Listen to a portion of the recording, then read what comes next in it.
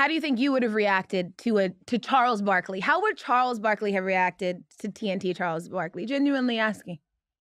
Well, that goes back to what I said earlier. Okay, is the criticism fair? Because I ain't never had when players call me, when coaches call me, when general managers call me, first of all, I talk to 15 guys a week, whether they're player, coaches, general managers. Their conversations are always private. I would never disclose a private conversation, ever. But and I says, well, this is why I said this. And 90% of the time, they're like, it wasn't a personal shot, dude. You saw what just happened in the game. I tell you a funny story. Uh, one night, remember the night Kobe Bryant wouldn't shoot the basketball against the Suns one year? I went off on him after the game. I said, hey, listen, we all big Kobe Bryant fans, but what he did tonight was just total bullshit. He wouldn't shoot the ball. He was trying to prove. I think he shot one time in the second half. And it was brutal. I mean, he was just trying to prove a point. He didn't have any help. So he starts texting me after the game, calling me every freaking name in the book. And this goes on for about 3 hours. It's like 4 or 5 o'clock in the morning now. We worked at like 1:32. And I said, yo, man, pick up the freaking phone and talk to me. But he was calling me every name in the book. But that was really one of the funniest nights of my life. Because I get back to the hotel, and it's like 2:30. And we text each other probably another 10, 15 times. Well, his texts were like cursing me out.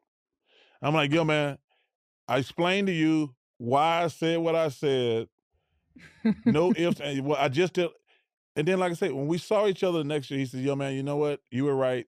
And that's the thing I admired about Kobe. He says, Chuck, you was right and I was wrong. I said, yo, man, I love you. You were wrong that night. I'm not trying to, these kids today, counsel anybody. Like, but, it goes back to a point I made to you earlier.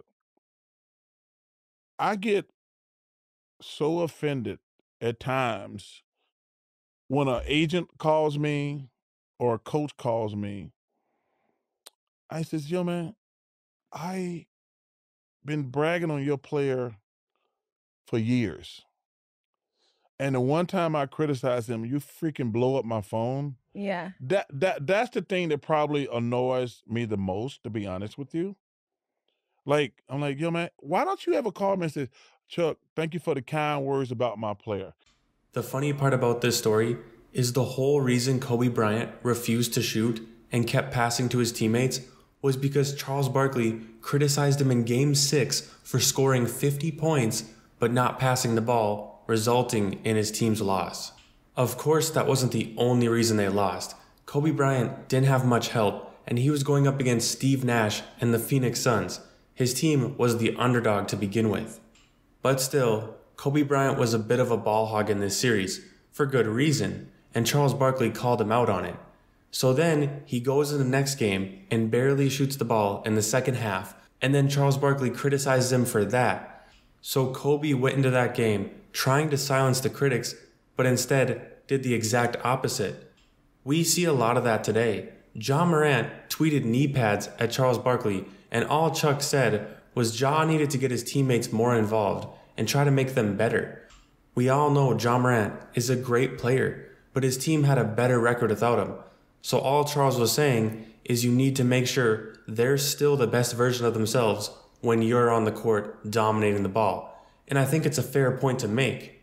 We've also seen players like Kevin Durant who overreact to any criticism that's thrown their way. In Kobe's case, he admitted he was wrong and that Charles Barkley's criticism was fair, whether or not he wanted to hear it. I don't think it will go the same way with some of these other players today, but that's just what I think.